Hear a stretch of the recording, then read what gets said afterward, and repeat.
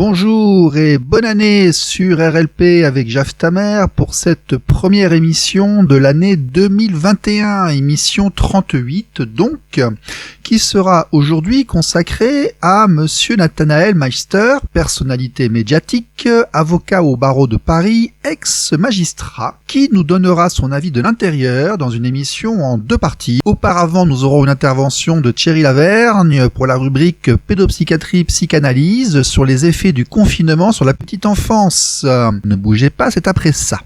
RLP. Radio libre en Périgord. Thierry Lavergne sur RLP, aujourd'hui encore, Thierry Lavergne, pédopsychiatre en service public et psychanalyste en libéral sur Aix-en-Provence. Bonjour Stéphane. Bonjour. Très heureux de vous retrouver. Je voudrais savoir ce que vous, en tant que praticien et thérapeute, vous avez pu constater des effets du confinement sur la petite enfance. Alors, le premier confinement a eu des effets qui ont accentué les situations existantes. C'est-à-dire que les enfants qui vivaient dans des familles un peu maltraitantes, se sont retrouvés encore plus maltraités. Et à la sortie du confinement, ou à l'automne, là, il y a eu beaucoup de placements d'enfants. Parce que les situations qui jusque-là étaient tenues par les services sociaux dans des conditions acceptables ne l'étaient plus. Les enfants sont restés au contact de parents maltraitants et ont dû être placés. Donc ça, c'est une réalité qui existe et qui a peut-être pas été suffisamment dite. Les services de protection de l'enfance ont eu beaucoup de travail à ce moment-là. Dans les familles débordées, ça existe. Il y a des familles qui travaillent beaucoup, qui se déplacent beaucoup, où les enfants finalement sont autonomisés et sont bons élèves en général, mais un peu isolés et obligés finalement de gérer beaucoup de choses par eux-mêmes. Eh bien, ces familles débordées où les enfants étaient un peu souffrants au fond, du fait du confinement, ces familles ont travaillé à la maison, les enfants aussi, et ça a donné des résultats excellents. C'est-à-dire que finalement, les parents, les enfants se sont retrouvés. Il y a eu une dynamique familiale qui s'est reformée et chacun a retrouvé les priorités de la vie. Et à la sortie du confinement, eh bien, il y a pas mal de familles où finalement les gens n'ont pas repris le travail de la même manière qu'auparavant et ont accordé beaucoup plus d'importance aux liens qu'ils avaient avec leurs enfants. Et les enfants d'eux-mêmes ont accordé beaucoup plus d'importance aux enseignements, à ce qu'ils pouvaient tirer de leurs aînés et à finalement mieux échanger avec leurs parents. Donc il y a des familles qui étaient considérées comme des familles où les enfants étaient un peu en difficulté, qui ont bénéficié, à l'inverse de ce que je disais tout à l'heure, donc qui ont bénéficié grandement du confinement parce que ça a recentré chacun sur les préoccupations les plus fondamentales auxquelles ils sont attachés. Et enfin, je voudrais dire que quand même, il y a aussi une part d'enfants souffrants, une part d'enfants qui souffraient de difficultés psycho-affectives, qui ont eu un peu de mal à consulter pendant cette période de confinement malgré les efforts des soignants pour accepter tout le monde, mais ça a finalement pu être dépassé parce qu'il y a eu un moment au début du confinement où plus personne prenait de rendez-vous, où les gens étaient un peu paralysés par la peur d'attraper le virus au point d'éviter finalement les soins. Et ça, je dirais qu'assez rapidement finalement, donc dans mon expérience, les gens ont pu reprendre les soins et ça n'a pas eu de conséquences trop importantes.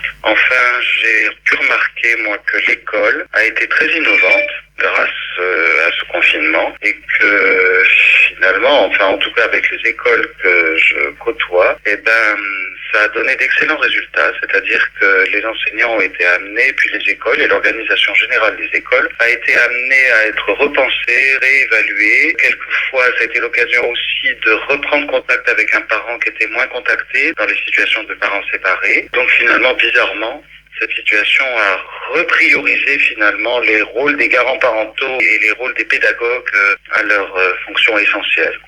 Donc, une situation de crise qui a fait se ressouder les gens, mais qui par contre a amplifié les problèmes déjà existants. Voilà, pour certains certains enfants, oui, absolument. Et pour certains adultes aussi, bien entendu. Bien oui. sûr. Oui. Merci, à bientôt. À bientôt. Au revoir. RLP. Radio libre en Périgord. RLP 102.3, aujourd'hui avec Nathanaël Meister, un ancien magistrat, aujourd'hui avocat au barreau de Paris, qui vient nous voir pour discuter un peu avec nous. Monsieur Meister, vous allez bien ? Bonjour, bien sûr, très bien, merci. Bon, est-ce que vous pourriez, s'il vous plaît, vous présenter un petit peu, dire qui vous êtes, quel est votre parcours, de manière succincte, pour que l'on sache en fait qui vous êtes ? Bon bah écoutez, je suis avocat au barreau de Paris, puis j'ai un parcours qui a été alterné entre le public et le privé. J'ai travaillé quelques années dans la magistrature, j'ai été membre du parquet au Havre, à Paris, j'ai fait des enquêtes en matière boursière à la commission des opérations de bourse, et puis j'ai travaillé dans une grande banque au titre de conseiller juridique avant de rejoindre le barreau de Paris. Et donc, voilà, j'exerce dans les domaines du droit pénal, du droit familial, du droit pénal des affaires. Voilà, grosso modo, mon parcours. D'accord, et ce qui est intéressant, c'est que vous avez travaillé au parquet, et donc vous avez aussi une vision de l'intérieur. Peut-être, on peut dire ça, effectivement. Oui, oui, absolument. Enfin, les avocats aussi ont une vision de l'intérieur, ils connaissent les affaires de l'intérieur du système judiciaire. Bien sûr, il n'y a pas que les magistrats. Bien entendu. Bien sûr, mais pour nous, c'est intéressant parce qu'on a toujours un aspect externe. Nous sommes contents de parler à quelqu'un qui a un avis interne. Alors Exactement. vous, en tant que juriste, je vais la refaire. Vous, en tant que juriste, que pensez-vous de l'évolution du droit de la famille ? Ah bah écoutez, c'est un vaste sujet que vous abordez là. Et c'est extrêmement intéressant et important, je crois, de prendre les choses à ce niveau-là. En 1970, l'autorité paternelle est abolie. Le législateur substitue à l'autorité du père l'autorité parentale, c'est-à-dire une autorité conjointe, conduite sur cette organisation qu'est la famille, par le père et la mère conjointement et indistinctement. Autrement dit, cette organisation qui était dirigée par l'un des deux, qui était le représentant d'une sorte d'instance supranaturelle qui veillait à l'équilibre des forces au sein de la famille et à sa perpétuation dans le temps, aussi bien qu'à son honneur et à sa lignée à travers le nom. Cette instance est en quelque sorte abattue au profit d'une instance bicéphale, d'une instance asexuée, elle n'est plus homme ni femme, et cette instance bicéphale, bien, c'est le début des conflits. C'est le début des conflits qui ne sont plus résolus par l'autorité d'un seul. Lorsque vous nommez deux autorités à la tête d'une organisation, c'est le début des conflits et il faut en appeler un tiers qui va régler ces conflits. C'est l'émergence de la justice familiale comme arbitre et ordonnatrice d'un règlement des conflits. Alors au niveau historique, c'est intéressant parce qu'à partir de quand a-t-on jugé que c'était au tribunal de gérer les droits parentaux ?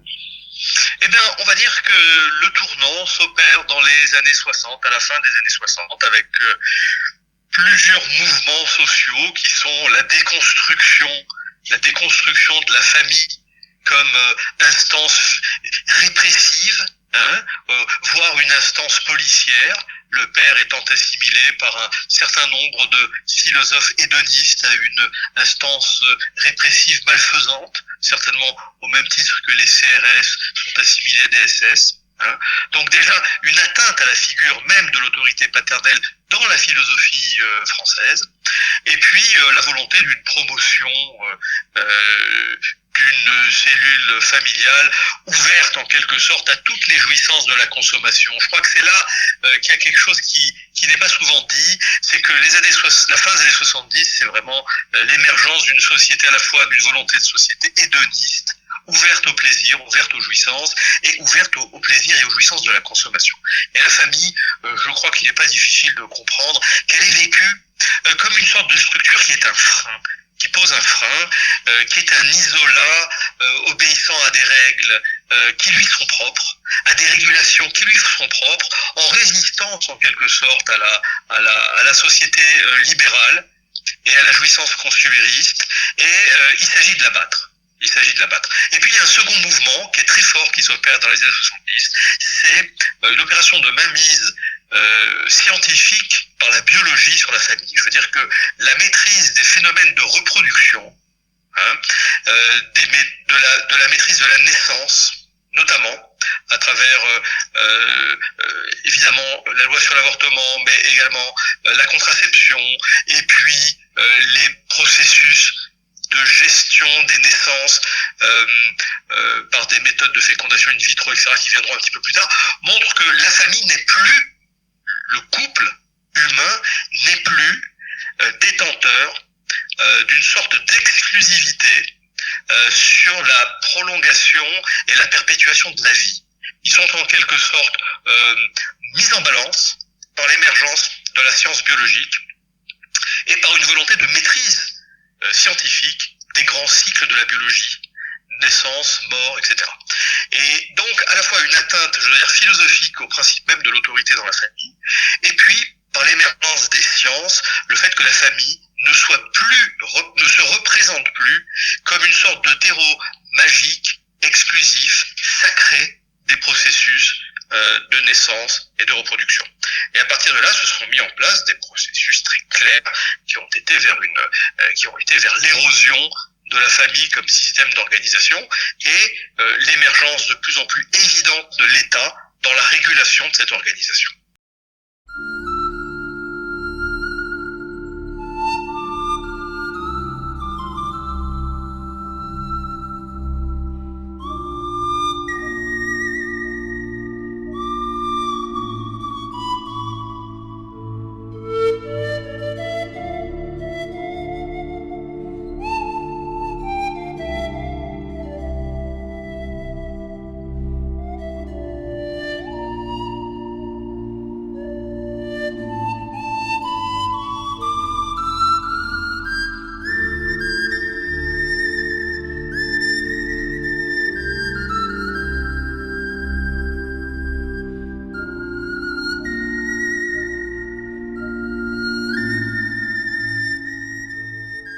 Oui, donc RLP avec toujours Monsieur Nathanaël Meister.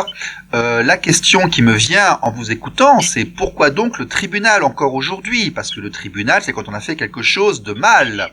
Donc pourquoi est-ce que les divorces, les droits parentaux sont encore gérés par des juges? Pourquoi n'a-t-il pas été possible de réguler tout ceci de manière administrative? Pourquoi encore des juges et des tribunaux? Écoutez, à partir du moment où, comme je vous le disais à l'instant, l'autorité d'un seul est substituée par l'autorité des deux, les conflits sont inévitables. Et la seule façon de régler ces conflits, c'est d'en appeler au juge. Et le juge est devenu l'instance régulatrice des conflits familiaux pour cette raison. Et ces conflits familiaux allant croissant compte tenu de l'évolution de nos sociétés, le juge a pris une place de plus en plus importante.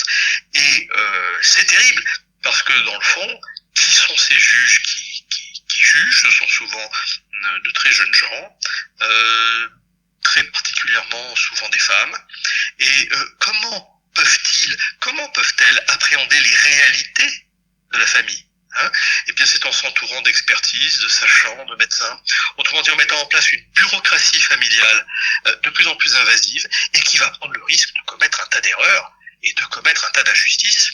Comment pourrait-il en être autrement? Comment voulez-vous qu'une personne puisse apprécier correctement ce qui se passe dans une famille quand on sait la complexité des liens qui s'y créent, quand on sait la possibilité de manipulation couvre le terrain judiciaire à tous ceux qui ont quelque chose à en attendre, quand on sait combien le mensonge, le droit, etc. sont étroitement mêlés pour atteindre des objectifs souvent pécuniaires, souvent de réorganisation, etc. Forcément, on voit bien que le destin de l'immixtion du juge dans la sphère familiale ne pouvait que être extrêmement chaotique, vécu de façon extrêmement arbitraire et avec des conséquences qui peuvent difficilement être enregistrées comme bénéficiaires par les parties elles-mêmes. C'est donc une aventure sans précédent dans l'histoire de faire juger les conflits familiaux à ce point par une justice de paix qui devient le régulateur quotidien de la famille et avec des conséquences qui sont des récits bien connus d'injustice, d'insatisfaction, de mécontentement concernant les droits des personnes concernées. Ça, c'est le premier point. Il ne pouvait pas en être autrement. la justice, vous ne pouvez pas faire juger et apprécier les réalités de votre vie conjugale ou familiale par un juge. Et donc on a assisté ensuite à une seconde grande évolution, et vous évoquiez tout à l'heure le mariage et le divorce, mais qui est la grande banalisation du mariage et du divorce. Et là, ce qui émerge plutôt, et c'est encore une des grandes tendances qui se met en place dans les années 70, c'est que à la place du mariage vécu comme une institution sacrée entre les parties, et avec un lien fort et reconnu par une instance tierce, le mariage devient de plus en plus un lien contractuel. Autrement dit, d'une institution, il bascule vers le contrat. Et le contrat, évidemment, est de plus en plus facile à dénouer au fur et à mesure que la législation avance. D'un mariage indissoluble on est passé à un mariage que l'on peut aisément dissoudre. Et au point qu'aujourd'hui, il y a une loi qui va passer et qui sera active en janvier 2021, qui permettra à l'un quelconque des époux de mettre fin au mariage dès lors qu'il y a 1 an de séparation effective entre eux, l'autre conjoint ne pouvant s'y opposer. Autrement dit, c'est un droit de répudiation Ça réciproque. n'existe pas déjà, ça? Il faut prouver la séparation de la communauté de vie durant un certain temps, non? C'était 4 ans, puis c'est devenu 2 ans, c'est devenu maintenant 1 an. D'accord. Autrement dit, 1 an, et encore cette condition de délai n'est pas requise à chaque fois. Autrement dit, l'épaisseur de ce qui séparait le divorce de la répudiation est en train de disparaître, et il apparaît de plus en plus que le divorce est un simple lien contractuel, et que le confort de divorcer devient total, le confort de répudier devient total, et au point que les auteurs aujourd'hui se demandent finalement qu'est-ce qui sépare le mariage du Pacs. Plus grand chose. Il n'y a plus besoin de recourir à un juge lorsque l'on est d'accord pour divorcer, et lorsque l'on n'est pas d'accord pour divorcer, à condition d'avoir 1 an de séparation, il n'est plus non plus nécessaire de s'adresser au juge, c'est automatique. Donc plus rien ne sépare aujourd'hui le Pacs, qui est un engagement contractuel, du mariage. C'est une sorte d'unification vers un statut entièrement contractuel des relations familiales que l'on voit s'aboutir sous nos yeux, et c'est un mouvement qui a commencé dans les années 70 sous l'impulsion des idéologies que je vous rappelais tout à l'heure.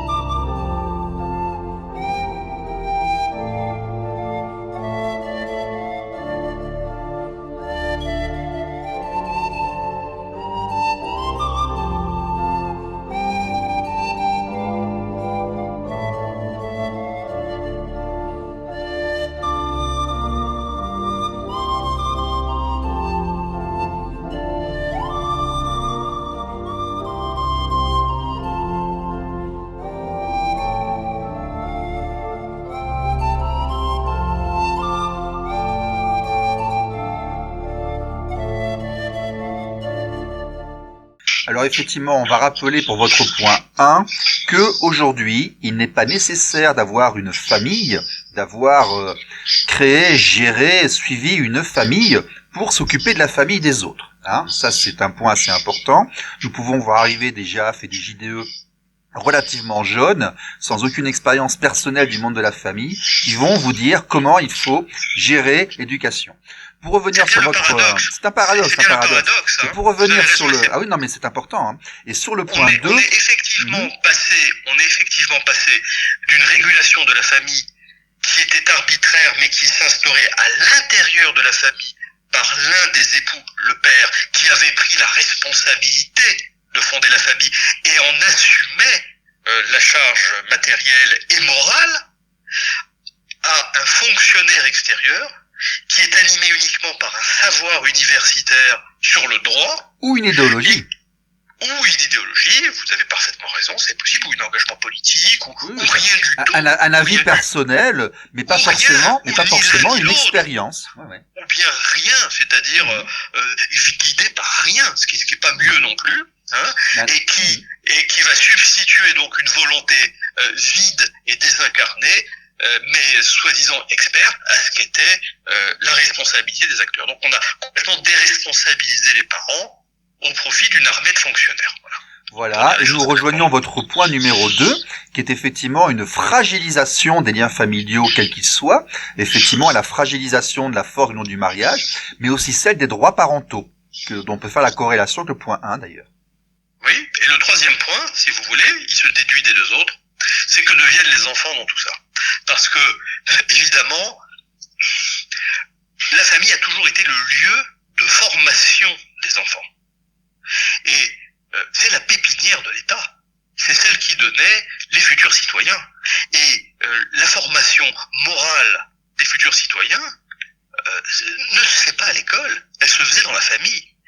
Et la confrontation à l'autorité, comme vertu formatrice, se faisait également dans la famille. À partir du moment où est destituée l'instance qui fait autorité dans la famille, et que cette instance se trouve déplacée dans le champ social du côté de l'État et de ses représentants, eh bien, on a une jeunesse qui n'est plus formée à cette autorité à l'intérieur de la famille, mais qui va devoir se retrouver, en quelque sorte, devoir se confronter aux figures de l'autorité dans la société, à travers des parcours de violence, de contestation, de délinquance. Autrement dit, la rébellion ne se fait plus à l'intérieur de la famille.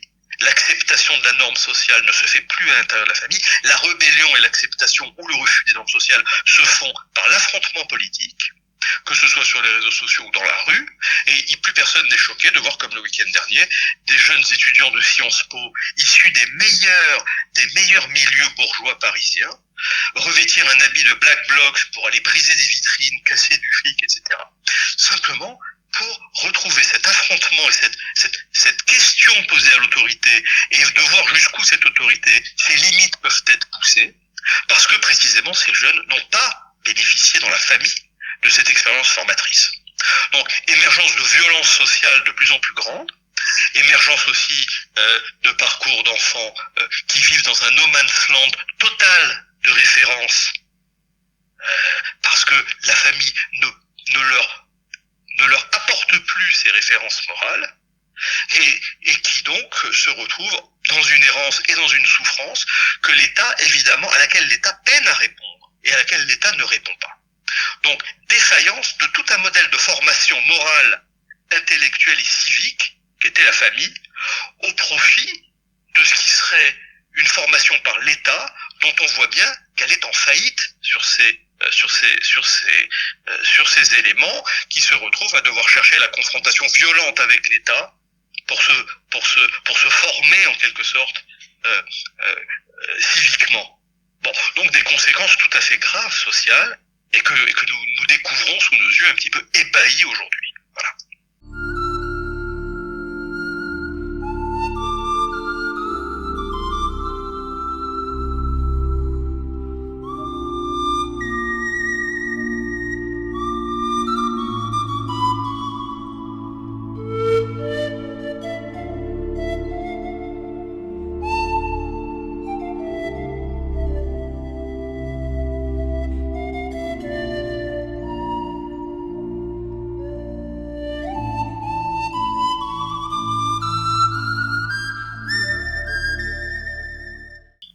Alors vous confirmez effectivement ce que sont venus dire ici même messieurs Jean-Pierre Winter, messieurs Gérald de Néran, monsieur Jean-Pierre Combefort, monsieur Raphaël Delpar, un certain nombre de personnes qui disent que l'affaiblissement de la position traditionnelle de la famille entraîne une absence de limite de l'enfant qui ensuite, en grandissant, devient un petit peu ingérable et peut aller vers des comportements un peu plus fanatiques, un peu plus désordonnés, qui peuvent être déstructurants pour la société. Vous, qui avez travaillé à l'intérieur du parquet, avant d'aller envisager les solutions pour améliorer et autres, pouvez-vous nous dire, en plus de en plus du fait que les gens qui jugent, les experts soient désincarnés et peut-être en absence d'expérience et éloignés du rôle du sage qui vient conseiller la société, pouvez-vous nous dire pourquoi de l'extérieur on a l'impression que tout est aussi lent et compliqué et qu'on nous apporte aussi peu de temps pour des choses qui sont aussi cruciales? Pourquoi est-ce qu'un courrier met 5 jours pour passer d'un bureau à un autre? Pourquoi pour des enfants en bas âge a-t-on mis des systèmes qui n'avancent pas et qui qui sont aussi lents. Avez-vous vu des choses de l'intérieur? Écoutez, il est évident que les personnels qui s'occupent des fonctions familiales font ce qu'ils peuvent.